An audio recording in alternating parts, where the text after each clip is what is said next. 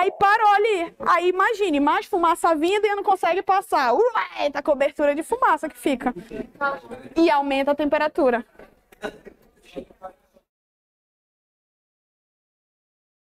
Bora lá, pessoal.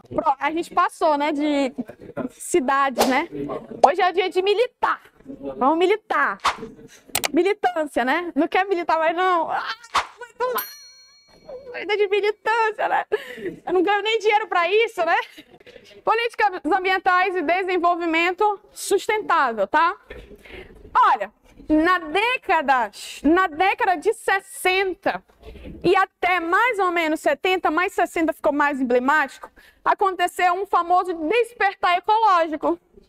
Vocês têm uma disciplina, eu não sei aqui, mas deve ter, mas não com esse nome, né? Química ambiental. Já ouviram falar? Entra também na biologia? Entra. Na geografia também entra? Entra. Mas isso veio de quê? De antes? Não. Isso veio por quê? Porque a década de 60 deixou mais estampado o quê? Os impactos da Revolução Industrial e da urbanização. Lembra naquela escala que a gente viu de crescimento populacional? Nós tivemos um pico de crescimento aqui, mais ou menos nos anos 50. Ou seja, mais gente, teoricamente leva mais o quê? Degradação ambiental. E na década de 50, nós temos também o quê? Os países emergentes se industrializando. 1930, o Brasil vem passando, pós-Segunda Guerra Mundial, vários países passam a ter políticas de substituição das importações, países que passam a ter política de quê? Plataforma das exportações, traduzindo, eles passam a beber das revoluções industriais. Então, nós temos crescimento populacional, crescimento industrial. Isso vai gerar o quê? Um problema, tá? Então, aquele contexto despertar. Isso ficou mais emblemático no livro que foi publicado por essa senhora, Primavera Silenciosa. O que ela constatou o seguinte: quanto mais população nós tivermos, maior será a degradação ambiental. Olha uma questão interessante. Lembra que aqui surgiu de uma política populacional que a gente falou? Uma teoria demográfica? Tem com Malthus, mas antes de Malthus ela tem um nome, tem uma siglazinha. A neo é mais econômica. A outra, em seguida, qual era? Não lembra? Eco-Malthusiana. Lembra que a teoria Malthus, a culpa sempre da população. Só que quando a gente fala de eco, a gente lembra de ecologia, não é isso? Ecologia. Então, naquele contexto, quanto mais eu tenho aumento populacional, mais degradação eu tenho. Porque quanto mais gente, mais recursos naturais vai demandar. São mais áreas que serão ocupadas, mais alimentação, mais isso e mais aquilo. Isso vai gerar o quê? Um colapso, tá? Maior degradação. Então, nós vamos ter a famosa Primavera Silenciosa. E aí eu tenho vários movimentos ambientalistas surgindo, como, por exemplo, o Clube de Roma. O que foi o Clube de Roma? Foram cientistas ligados na época, cientistas de alta, digamos, patente, para debater a pressão ecológica que nós estamos passando, tá? Então, lembrando, década de 60, nós vamos ter esse start, tá? Start por quê? Reflexo da industrialização, reflexo do processo de urbanização. Mais pessoas, mais consumo, mais degradação ambiental.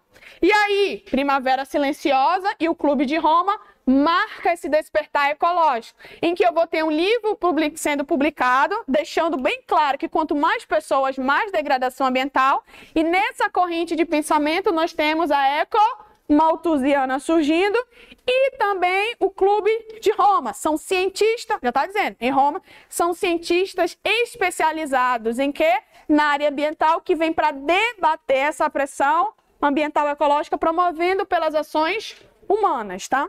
Pronto. Aí, tendo o Clube de Roma publicado ali, ó, o limite do crescimento, tá? Então a gente precisa crescer até onde? Aonde que a gente vai parar? Acirrando mais ainda o processo de degradação ambiental. Com isso, nós temos uma primeira conferência em resposta a esse despertar ecológico, tá? Que foi a primeira conferência de Estocolmo lá na Suécia, em 1972, tá? 1972. Primeira conferência, tá? Nessa conferência, primeiro, é a primeira. Tu vai saber muita coisa o que falar, como é que é? Não, então era o início, tá? As outras, elas vão ser mais importantes. Primeira conferência, dentro dessa conferência, ficou estabelecido o seguinte, duas correntes de pensamento. A primeira e a segunda. A primeira corrente de pensamento, tá? Lembrando que eu já tenho livros sendo publicados e despertar ecológico de todas as áreas. Ele vai dizer o seguinte, a gente precisa crescer. Crescer? Nem tanto. Crescimento, zero. Por quê? Porque se todos os países começarem a crescer e a crescer a qualquer custo, o que vai acontecer? Mais degradação. Isso pode gerar um colapso e até prejudicar na sobrevivência humana? Pode, tá? Então, alguns países desenvolvidos, tá? Principalmente europeu, Finlândia, Noruega, apoiaram o quê? A política pautada no crescimento zero, desacelerar. E a gente está correndo demais. O passo que a gente está correndo demais, estamos degradando em excesso, tá? A gente está degradando tanto, daqui a pouco não vai assustar nada. Então a gente precisa desacelerar. Só que olha uma questão, década de 70, o mundo inteiro gira em torno do petróleo. Os países emergentes como nós estamos se tornando ali, olha, realmente país emergente, né? Tu acha que tu vai falar para o Brasil? Primeiro, 72. No Brasil a gente já estava no regime militar, não é isso? Tu acha que tu vai falar para o regime militar, sei lá, pro Médici, chega lá no Médici e fala, não sei nem que era da época, né? Chega lá no Médici e tu fala, ei Médici, a gente precisa desacelerar. O cara que falou, constrói uma 174 e se tiver indígena lá na frente, passa o trator por cima. Tu acha que tu vai falar pro cara que falou, taca, tão nem aí, constrói uma rodovia, quem tiver na frente, passa o trator por cima. Tu vai falar para ele que ele precisa desacelerar? Aí é complicado, né? Tu vai falar pro cara, olha, precisa desacelerar. Aí tu fala, pô, mas o Brasil agora que tá avançando, a gente precisa degradar. A teoria era o seguinte, a gente precisa chegar no processo de degradação para chegar no processo de estabilização. Eu vou precisar degradar para no futuro eu pensar em políticas para conter essa degradação que eu mesmo fiz. Mas para mim chegar lá, eu preciso sair o quê? Degradando. Então ali, quando a gente pensa no crescimento zero, eu estou falando de países que já estão desenvolvidos, eles já estão aonde? No topo da pirâmide. Eles vão conseguir passar depois do topo da pirâmide? Não, eles já estão lá em cima. Só que a gente está caminhando para esse processo. Então o Brasil não apoiou. O Brasil apoiou o quê? Crescimento a qualquer custo, mesmo que esse custo seja o ambiental. Depois a gente resolve. Se a gente for parar para pensar hoje, vamos lá, pensa hoje. Não sei se eu coloquei, mas espera aí, bora ver se eu coloquei. Não, eu coloquei não. Mas pensa hoje, na Amazônia. Vou desenhar aqui rapidola. Eita, tá feio. Mas vamos lá, pensa hoje na Amazônia.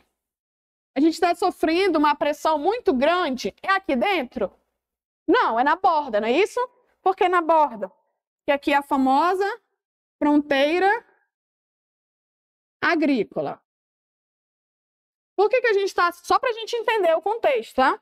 Lembra ali, o Brasil pensou o seguinte, a gente precisa desenvolver a qualquer custo, mesmo que esse custo seja ambiental. No futuro, né, quando chegar essas dívidas, esses juros, essas multas, a gente pensa.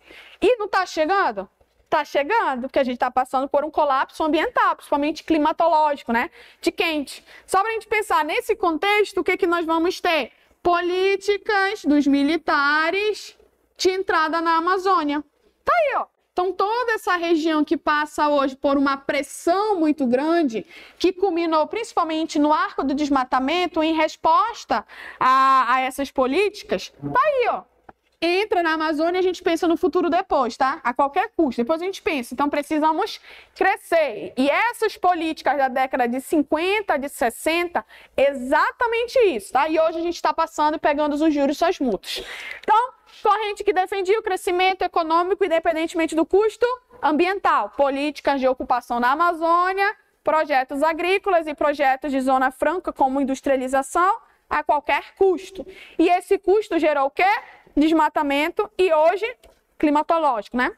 Beleza. Dentro dessa conferência surgiu 25 princípios fundamentais da gestão do meio ambiente. Dentro dela, o mais emblemático, Programa das Nações Unidas para o Meio Ambiente, em resposta, que não foi no mesmo ano, mas anos depois, em torno de 87, Declaração do Homem sobre o Meio Ambiente, em que tu vai pegar, é uma pegada social e ao mesmo tempo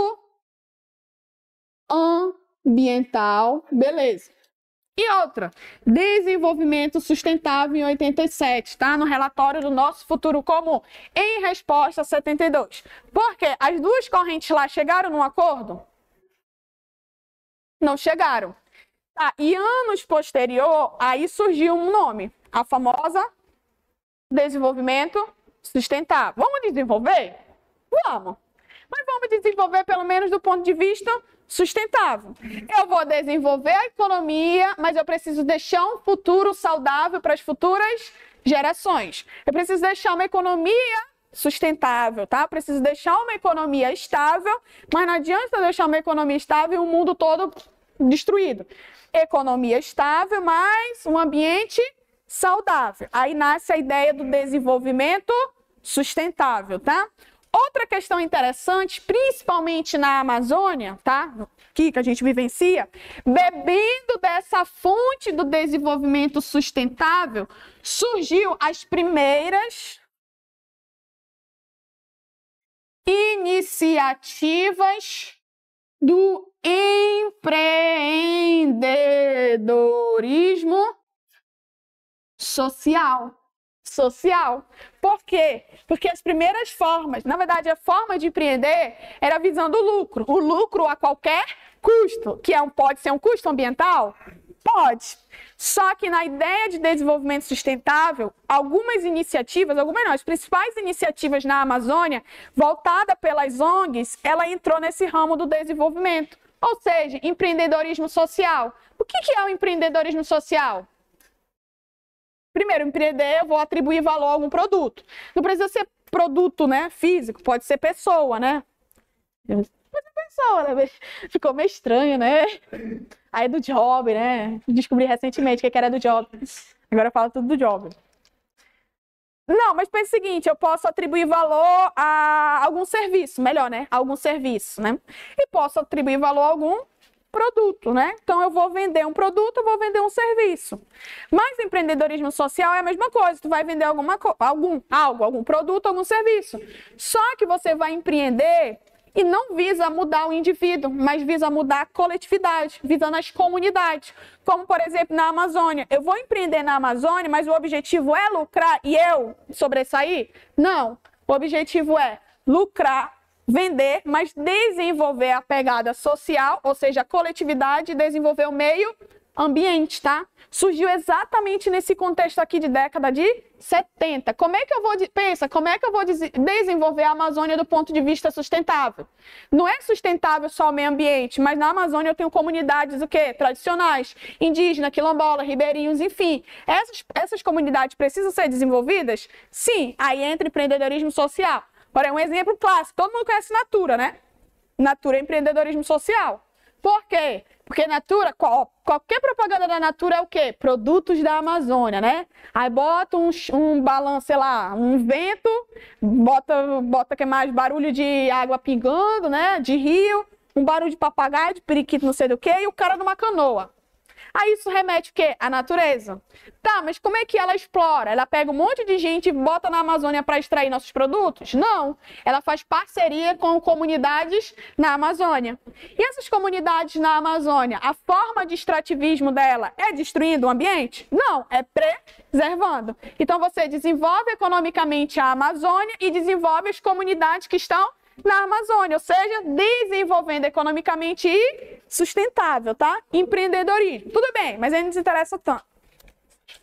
Outro também, nessa pegada que surge, já tá mais ou menos em 85, é o famoso Protocolo de Montreal.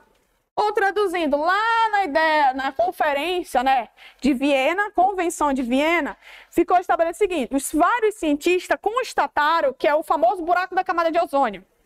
O buraco, todo mundo já ouviu falar, né, do buraco da camada de ozônio. O que que nós temos? Ozônio. A nossa atmosfera é cheia de gases, tá? Cheia de gases. E dentro um desses gases é o famoso ozônio. O ozônio ele é muito importante porque ele vai filtrar os famosos raios ultravioleta, impedindo com que ele chegue e com intensidade na nossa pele. Mais ou menos, essa camada de ozônio, ela é como se fosse um guarda-chuva. Você está no meio-dia, no meio da Djalma Batista, pegando o sol do cacete. Tu abre o guarda-chuva, qual é o objetivo do guarda-chuva da sombrinha? Diminuir a intensidade, não é isso? Filtrar. Ela não vai filtrar, mas ela vai impedir que os raios solares cheguem na tua pele muito intenso. É isso que o ozônio vai fazer. Então, ele vai filtrar, impedindo com que esses raios cheguem. Só que o que estava acontecendo? A maior parte dos nossos produtos eletrodomésticos estavam sendo produzidos com esse famoso gás aqui, ó.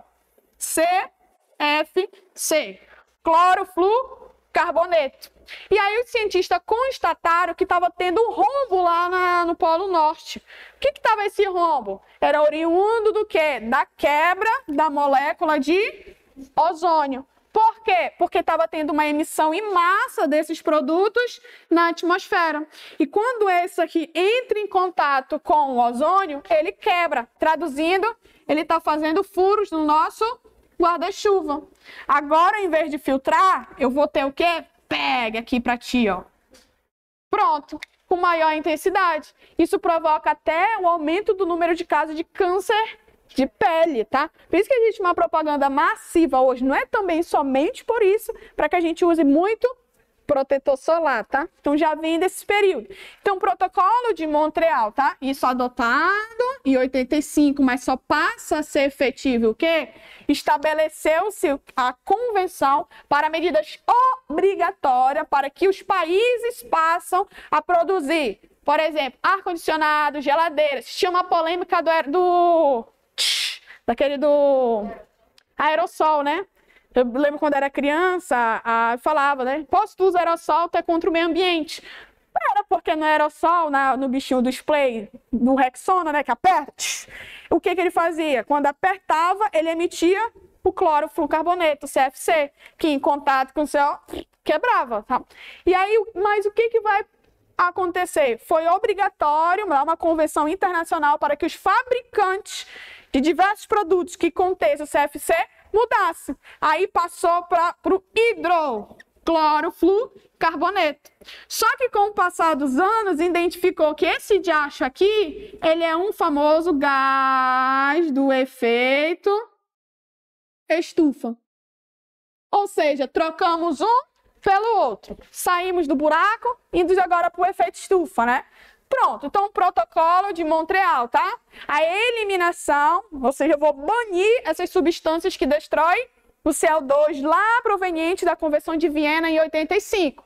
Então, em 87 ficou estabelecido que seria obrigatório você substituir. Substituíram? Sim, trocamos um pelo outro. Tiramos o buraco, agora é o quê? Efeito estufa. Tá aí, ó. Ao longo... E aí, professora, surtiu efeito? Pior que surtiu. Pior que realmente surtiu. Tá?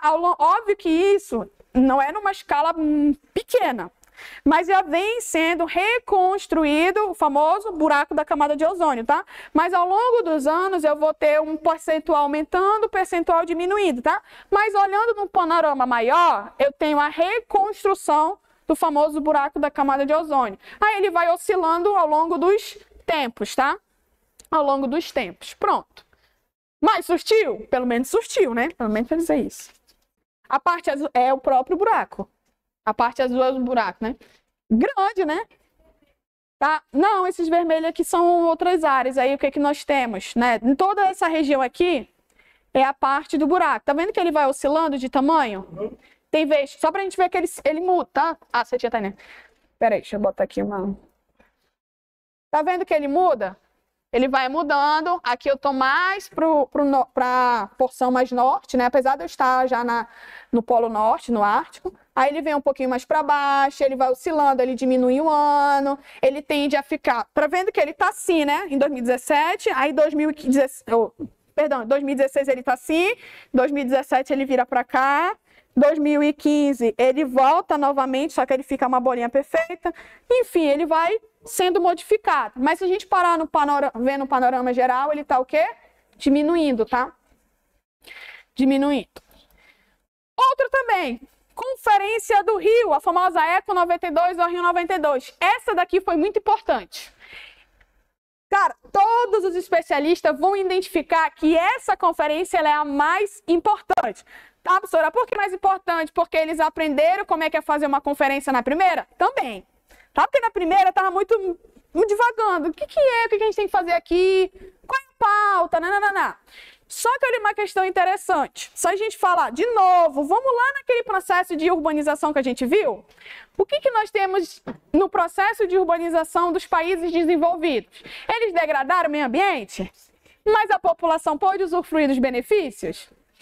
Desenvolvido. Tá, panorama geral pode, né? Pô, os Estados Unidos saiu destruindo tudo, mas a população tem uma qualidade de vida muito melhor do que a nossa. Vamos para a nossa, vamos para o México, para não dizer só a nossa, né? Vamos para o México. Mexicanos. Chega lá no México. Degradou? Degradou. A política de substituição das importações, né? Em resposta da crise lá da Bolsa de Valores, vamos produzir, né? Um polo industrial, blá, blá, blá. A população pode usufruir dos benefícios da industrialização? Não. Migração em massa para os Estados Unidos, problemas com tráfico enorme, desigualdade social, criação de favelas, enfim, não usufruiu, não é isso? Aonde foi Não, agora eu pergunto, acabei de passar. Aonde foi a primeira conferência? Na Suécia. Como seria a qualidade de vida na Suécia? Ninguém fica triste no frio. Já começa por aí, né? Ninguém fica triste no frio. Eu posso, sei lá, babar, mas eu não ia ficar triste. Eu ia ficar feliz. Só para vocês terem uma ideia, depois vocês pesquisem aí, índice de felicidade da ONU. A ONU tem um parâmetro para avaliar a felicidade da pessoa, né? Vamos avaliar os países do norte. Por exemplo, Finlândia. A Finlândia tem quase 9,9. A variável é de 0 a 10. Porra, se tu tiver 9, tu já significa que tu tá rindo à toa, né? A gente tá na média. O Brasil tá 6, se eu não me engano, né? Se eu não me engano, quem tá 4, que é abaixo da média, ou é 13, é a Venezuela, na América do Sul, né? A gente entende um contexto, né? E aí, os países como Finlândia, Noruega, Suíça, Suécia, enfim, todos eles têm um índice de felicidade alto, né? O cara não precisa nem ser um advogado médico, mas ele sendo, sei lá, qualquer a profissão da base, ele tá feliz. Porque ele tem saúde, ele tem educação, ele tá no frio. Começa por aí, né? Ele tá no frio, não precisa pegar ônibus meio-dia naquele sol escaldante da porra, a fumaça do cão. E 30 anos depois com problema de pulmão, né? Que acredito todo mundo que vai ter problema de pulmão. Tá, por que eu tô falando isso? Porque a Rio 92, que foi no Rio de Janeiro. Rio de Janeiro tem o quê? Vários problemas, né? Desde a criminalidade com falta de habitação.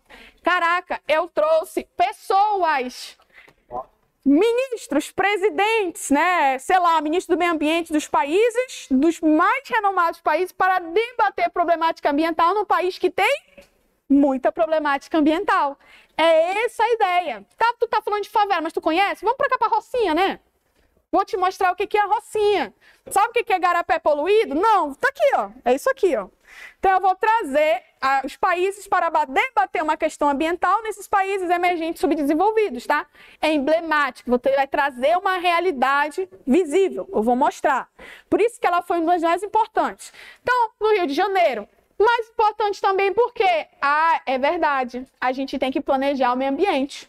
Agora, a gente vai ter a famosa Agenda 21. O que é uma agenda? Anotar o que você precisa fazer, né? Então, eu vou anotar o que eu preciso fazer para desenvolver, do ponto de vista sustentável. Então, eu vou ter metas e planos a ser alcançado, tá?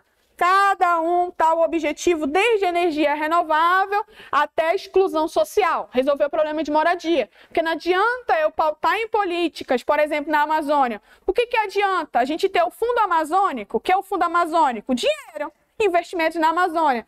Esse fundo é remetido para as pequenas famílias? O que adianta eu falar? A gente tem que reflorestar, temos que fazer o quê? Diminuir o desmatamento. Mas se eu dou condições essenciais básicas para aquele cara lá da base poder? Não. Quando a gente fala de desmatamento na Amazônia, disso aqui, eu não estou falando do agro. Óbvio que o agro está lá no meio, mas é só ele? Não, não é só ele. É o pequeno agricultor também que não tem ajuda. Aí se ele não tem ajuda, ele vai adquirir métodos tradicionais, que é o método puta, degradante, tá? Então é aqui, é essa a ideia. Planos e metas a ser alcançados. Pronto. Que vai desde lá até a base, até para as famílias. Convenção do quadro, aqui surgiu a ideia de quê? De debater as mudanças climáticas, que vai subsidiar a famosa COP, que é a Conferências à Parte. E aí, convenção sobre a biodiversidade. Nessa conferência aqui surgiu o seguinte também. Quem degradou? Quem foi que degradou o planeta? Fomos nós? Quem foi? Que passou pela primeira revolução. Quem que tem que ser penalizado? Somos nós? São eles, não é isso? Nessa aqui, ó, Convenção sobre a Biodiversidade Biológica, né? Diversidade biológica, consiste no quê? Eu tenho tecnologia e inovação? Não tenho tanto. Vocês têm? Vocês são obrigados a quê? A inovar e a subsidiar essas tecnologias para quem? Para mim, que eu estou precisando. Quem está sofrendo as maiores consequências do aquecimento global? Somos nós. Por que eu que tenho que prover tudo? Vocês têm que ajudar. Tá aqui, tá? Então, eles também, naquele contexto, realmente a gente tem que ajudar vocês, porque eu estou vendo aqui que não dá certo. Sozinho não consegue, tá? Pronto.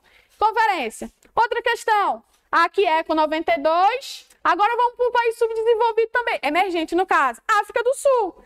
Conferência de Joanesburgo, a famosa Rio 2, né? No caso, Rio mais 10, perdão. Por que Rio mais 10? Apesar de não ter sido no Rio de Janeiro. Porque foi 10 anos depois da Rio 92, tá? Em 2002. Tá vendo que ela ficou emblemática, né? Ninguém lembra da Estocolmo, só vai lembrar porque é a primeira. A partir da frente sempre vai ter Rio mais 10, Rio mais 20. Por quê? Porque a Rio foi a divisor de águas, tá? Para te mostrar a realidade. Conferência de Joanesburgo, lá na África do Sul. Rio mais 10. Realizada também. O que ela vai fazer? Aqui a gente vai confirmar todos os princípios que foram estabelecidos na ECO, tá? Na ECO 92. E ainda, né, estabelecer metas para o saneamento básico. Por quê? Porque se a gente for pensar no processo de poluição dos canais hidrográficos, é somente esgoto doméstico do polo industrial e de uma área planejada que vai para lá? Não, são das palafitas também. Então, eu preciso promover um saneamento, retirada dessas populações, dessas áreas vulneráveis, para a produção ali de uma água mais potável. Metas para energia. É qualquer energia? Renovável, tá? E a proteção da própria biodiversidade. Então, vai confirmar tudo que foi estabelecido na ECO 92. Aqui também vamos ter a Conferência de Rio mais 20, tá? Não, tá errada a data ali. Que é 92, é 92. Ixi, errei a data, você pode aqui. 20 anos depois da ECO 92, Rio mais 20, tá? Aqui nós vamos ter também, pautando na ideia de crises econômicas, tá? Principal crise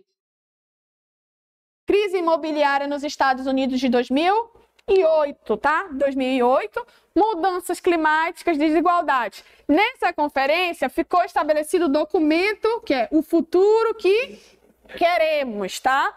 E dentro dele ficou também estabelecido os objetivos do desenvolvimento sustentável. Nessa conferência também, que eu não coloquei aí, criou-se um índice. Quando a gente pensa de índice para avaliar o desenvolvimento, a gente pensa no IDH e no Gini, né? O Gini que vai avaliar uma pegada econômica e o IDH que vai avaliar o índice de desenvolvimento econômico. Mas tanto o índice e o IDH, eles avaliam a questão da qualidade ambiental? Isso tem muita relação com o desenvolvimento pessoal e de uma sociedade? Com certeza. E aí eles elaboraram o índice de riqueza inclusive e inclusiva, né? Inclusive e exclusiva.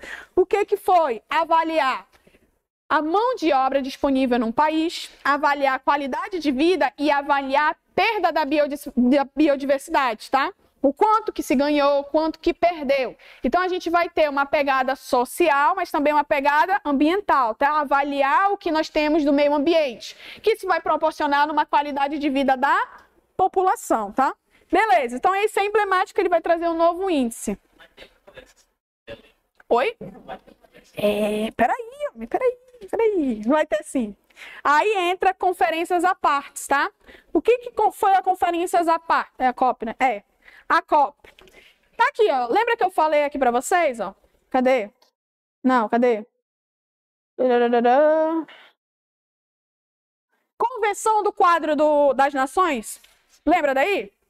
Nesse quadro, ele vai falar simplesmente da mudança climática. Ele já tá bem aí, tá bem nítido. Só que é algo que eu posso falar a cada 10 em 10 anos? Não. Porque não é uma questão de 10 anos. É um ano pro outro a gente já sente diferença. E dentro desse quadro ficou estabelecido uma conferência à parte. À parte porque tá o quê? A parte está um pouquinho fora da Conferência Mundial sobre o Meio Ambiente. Então, ela vai ser realizada anualmente em determinados países, tá? É um fórum de reunião. E o que nós temos? Desde 1995 em Berlim, a mais ali a gente vai ter algumas emblemáticas, como a de Kyoto, como a de Copenhague, tivemos a Doha. E ano que vem nós vamos ter aonde? Em Belém do Pará, tá? Vamos lá. A COP3, que é a COP de 1997, em Kyoto, no Japão, foi adotado um famoso protocolo, tá? Protocolo. O que foi o protocolo de Kyoto? Tá aqui, ó. Vamos lá, protocolo de Kyoto. Tá aí, o que foi o protocolo de Kyoto? É notório, conhecimento batido, que nós temos o quê? Aquecimento global. No protocolo de Kyoto, ficou estabelecido a redução, tá? A redução. Aqui teve uma série de problemas. O que fica mais nítido e visível, que digamos assim, todo mundo vai obedecer, é o Acordo de Paris, que vai substituir o protocolo de Kyoto, tá? Mas aqui é o primeiro passo. Então ficou o seguinte, precisamos o quê? Diminuir. Quanto? Aqui, ó, precisamos ter emissões de gases do efeito estufa 5% abaixo dos períodos dos anos 90, tá? O compromisso é 90, tá vendo que é 97, né? O compromisso é de 2008 a 2012, tá? O que significa isso? Tá, vamos reduzir 5% abaixo do que era nos anos 90. E essa meta, qual é a meta? Qual é o período? 2008 a 2012. A partir de 2012 é outra meta. Nesse período. Tá, quem que vai fazer? O princípio da responsabilidade. Responsabilidade. Quem que poluiu? Quem é a responsabilidade? Pronto, é isso. Só que tem um problema, né? Vários problemas. Principalmente o princípio, já começa por aí, tá? O que nós temos? A meta é reduzir os gases do efeito estufa, né? Redução desses gases para 37 países. Só que são países industrializados. Ah, o Brasil entra? Não é obrigatório. Países desindustrializados, desenvolvidos. Tá aqui, tá? Se a carapuça serviu ou não, os Estados Unidos se sentiu o quê? Prejudicados. Principalmente esse carinha aqui, tá? Então, somente em 2005 foi ratificado, tá? Ou seja, foi assinado. Só que o que aconteceu? O Brasil ratificou. Era obrigatório? Não, mas o Brasil se comprometeu, tá? Se comprometeu. É obrigatório para os países desenvolvidos. O que aconteceu? Um problema. Os Estados Unidos assinou, mas ele não implementou. As indústrias, a gente lembra, a maior parte do mundo utiliza energia não renovável. Estados Unidos, cara, o quê? Gás. Queimou o gás, tu tem o quê? CO2, uma porrada de óxido, não sei lá dos quantos. Um monte de gases do efeito estufa. Então, os Estados Unidos alegou, tá? Que apesar de ter assinado em 92, sobre o governo de Bill Clinton, e ainda no governo de quem? De Bush em 2011, que não iria ratificar, não iria implementar. Porque, tá aqui, ó, seria prejudicial à sua economia. Aí ele falou, não, eu posso fazer algumas medidas. Qual é a medida? Investir numa energia mais renovável. Vou construir isso, vou construir aquilo. Mas a maior parte do setor industrial precisa de combustível fóssil. Iria se limitar em reduzir? Não, porque ia prejudicar a economia americana. E teve um outro problema. Qual é a economia que estava batendo próximo dos Estados Unidos? Tá. Foi a China que poluiu? Ah, como é que eu posso desacelerar a minha economia e a China tá bem perto de mim? Tu acha que ele ia ratificar? Para a China tá bem aqui, ó, já no rabo dele? Nada. Por que eu sou obrigado e a China e a Índia não? Se ele diminuísse, o que ia acontecer mais ainda com a China? E poderia ultrapassar, poderia ser a primeira, né, a segunda, a maior economia mundial. Foi esse o principal. Tem a ver com o ambiente? Porra nenhuma, né? Tem a ver com a questão econômica, que quem vai ultrapassar quem. Então lembre aí, tá? Estados Unidos assinou, não implementou porque ele se sentiu prejudicado, a economia seria prejudicada, e principalmente porque a China, que estava ali ao próximo já dele, né, de atingir a segunda maior, a segunda potência, não foi obrigada, tá? Porque ele poluiu, não foi a gente, ou foi eles. Dentro também do protocolo de Kyoto, tá? Vamos fazer o seguinte, crédito de carbono, que tem várias controvérsias, tem seus prós e seus contras, tá? O que é o crédito de carbono? É comercializar. A gente sabe que nós temos países, como por exemplo o Japão, que é muito pequeno, muito pequenininho. Então, se ele é muito pequeno, ele vai ter como promover algumas políticas sustentáveis? Não, tá? Poderia, mas teria muito problema. Tá, então assim, o Japão conseguiria reduzir o CO2 dele? Poderia. Só que ele não pode investir tanto em desenvolvimento sustentável. Ele pode investir em algumas políticas extraterritoriais. Eu posso investir em outros países? Posso. Então, créditos de carbono são, por exemplo, para o Japão, um país como o Japão, que não consegue investir em áreas verdes. Por quê? Porque seu território é muito reduzido. Muita gente, muita industrialização, muito CO2. Então, o que acontece? Para evitar, surgiu uma forma de comercializar. O que significa? A 1 tonelada não emitida gira um crédito de carbono. Tá? Giraria um crédito de carbono. Quem não consegue obter esse tipo de crédito, ele pode investir em energia mais renovável e algumas políticas de reflorestamento em outros países. Por exemplo, no nosso tem Fundo Amazônico. É um exemplo clássico de quê? De países que não conseguem reduzir o CO2 e precisam investir em outros países para manter a floresta em pé.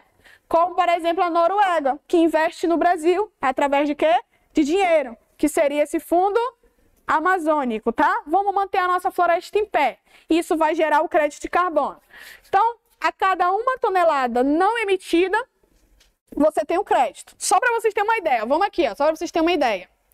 Só na Amazônia, estou falando da Amazônia. A Amazônia, ela captura 16 gigatoneladas de carbono. Eu não sei nem quanto é que é isso, para começar. Giga é quanto? É muito, né? Eu sei que é muito. Botou tonelada, para mim já é muito. Se tem giga, piorou, né? Giga. Só para vocês terem uma ideia, tá? Eu trouxe aqui um dado. Cadê o dado? Um município de Novo Progresso, lá no Parazão, ele emite, cadê? Em média, 7 toneladas de CO2 por habitante, em torno por habitante, só para a gente ter uma ideia, tá? Então, mais ou menos, cada habitante, ao longo de um período, emitiria 7 toneladas. Quanto por ano que o Brasil consegue capturar? Ao longo de 30 anos, 16 gigatoneladas. O que a gente está fazendo com as nossas florestas? Diminuindo. Significa que a Amazônia está deixando de capturar. Só para vocês terem uma ideia, tá? Todo mundo conhece o Musa? Todo mundo conhece o Musa. Sabe que o Musa é um mosaico de floresta que não está na cidade, mas está dentro da cidade, tá? O Musa já é zona rural, tá? Saiu ali daquele bairro, acho que é Cidade de Deus, né? Cidade de Deus. Entrou no MUSA, não é limite do município, é limite do município, mas não é limite da cidade. Mosaico desse tamanhozinho aqui, ó, dentro do perímetro rural da nossa cidade. Tem um trabalho de um cientista do INPA que ele vai dizer o seguinte: todo carbono que é emitido pela cidade de Manaus, aquele quadradinho ele captura. Aquele quadradinho, tá? Óbvio que a cidade vem crescendo. O trabalho está um pouquinho antigo, né? Mas só vamos ter uma ideia mais geral. Que a maior parte do CO2 que a gente manda para a atmosfera, só aquele quadradinho captura. Chega, ele captura já. Agora imagina a Amazônia. Eu não estou falando... São Paulo já é diferente, falando Manaus, né? Diferente. Cara, quanto que a Amazônia captura? Tá aí, ó. Só que com o avanço do desmatamento, a Amazônia agora é fonte de CO2.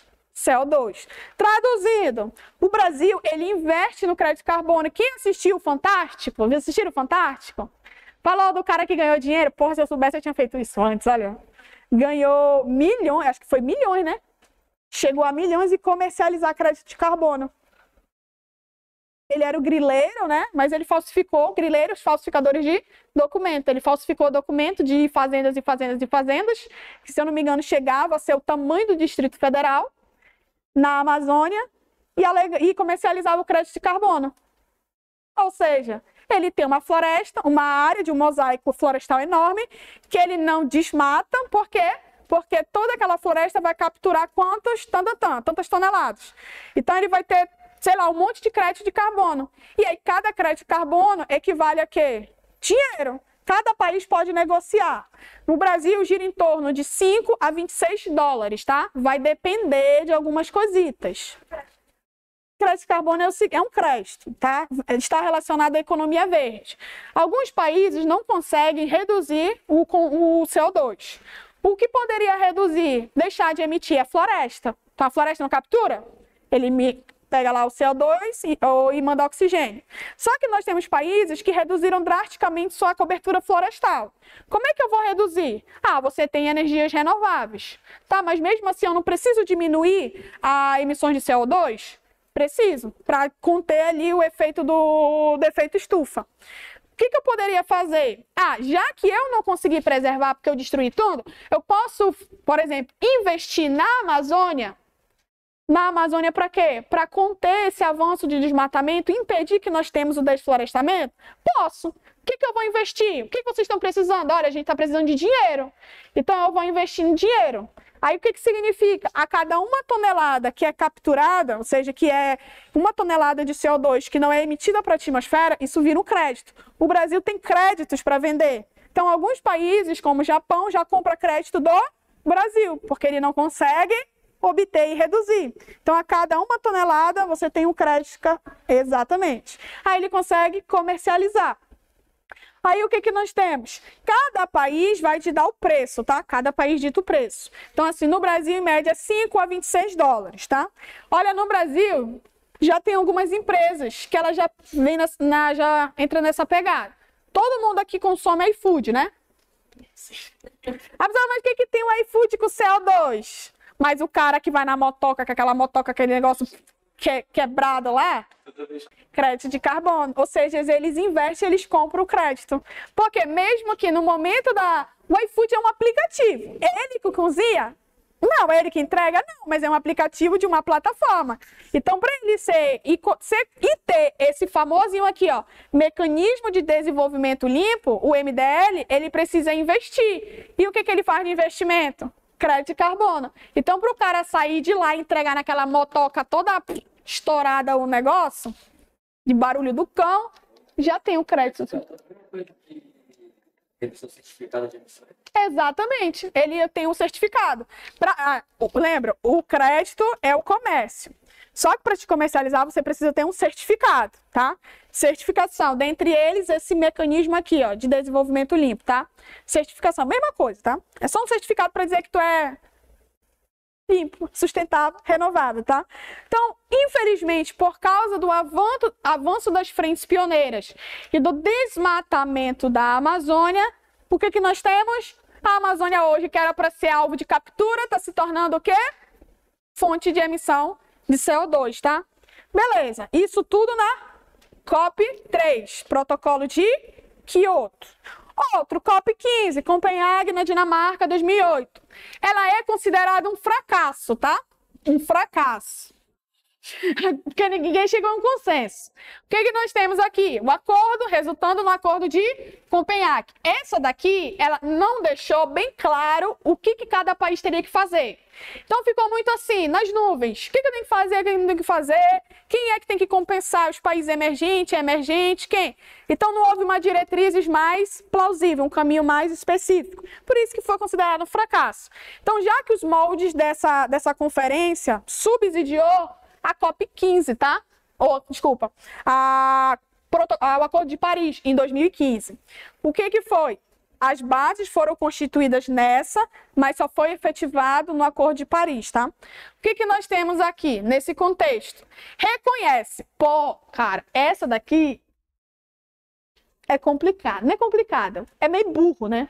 Por que burro? Porra, agora que tu vai reconhecer que o mundo tá entrando num colapso? Realmente, gente, a gente tem que, olha, diminuir. Não é somente os desenvolvidos, mas os em desenvolvimento, que agora não é questão de punir quem poluiu, é uma questão de sobrevivência humana, tá?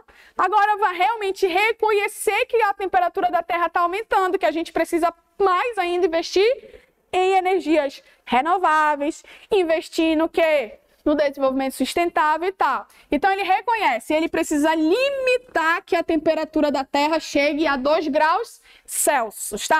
Ano passado, em torno de, realmente em junho, a temperatura da Terra chegou a 1,9. Mundial, tá? A pessoa aumentou 2 graus, a gente só vai sofrer, mas 2 graus, não é 2 graus na temperatura de Manaus. A média é em torno de 29, vamos para 32. Não é isso. É na escala mundial. Gente, aumentou 1 grau, a gente já tá morrendo. Aumentou 2, tá todo mundo pegando fogo, tá? Então é a ideia de limitar a temperatura que tá ficando quente. Limitar para que a gente não consiga, ou seja, né? Chegue aos níveis pré-industriais. A ideia, na verdade, é a gente chegar no nível pré-industrial. Porque antes da industrialização, a gente não tinha tanto esse colapso, todo mundo sobreviveu. Depois desse queima de carbono excessivo, do petróleo, do gás, a gente, que é o pós-nível industrial, a gente aumentou drasticamente a temperatura da Terra. Então, a ideia é manter a temperatura nos níveis pré-industrial. Só que o que aconteceu? E outra coisa, os países emergentes passaram a receber mesmo financiamento dos países desenvolvidos. Por quê? Porque nós somos os mais afetados. Cerca de 100 bilhões de dólares até 2022. Agora cadê esse dinheiro, né, que está mandando para o Brasil? Enfim, fracasso porque os países desenvolvidos responsáveis pela maior parte dos gases de efeito estufa deveriam assumir a liderança. E aí queriam assumir? Não, tá? Por questões de retrocesso da sua economia. Seria prejudicial à sua economia. Aí a gente tem a geopolítica China e Estados Unidos. Agora sim, COP21, Acordo de Paris em 2015. Já que isso aqui foi um fracasso, mas nós temos as bases, não é isso? Nós temos as bases, agora sim, vamos melhorar essa base. O Acordo de Paris estabeleceu para todo mundo, não importa se é pobre ou se é rico, tu tem que investir, mas lembra que os ricos têm que financiar, não é isso? Ajudar os mais pobres, nós. O que acontece? Limitar a temperatura, manter abaixo de 2 graus, especialmente 1,5, tá? A 1,5. Envolve tanto desenvolvidos quanto em desenvolvimento, tá? Entrando ali a contribuição, né, nacional de desenvolvimento, compromisso voluntário, como no caso, alguns países em desenvolvimento. COP de Paris, a mais importante, tá? Lembra? Protocolo de Kyoto, 97, e essa aqui, uma das mais importantes, as duas, né? Aí depois a COP30, né?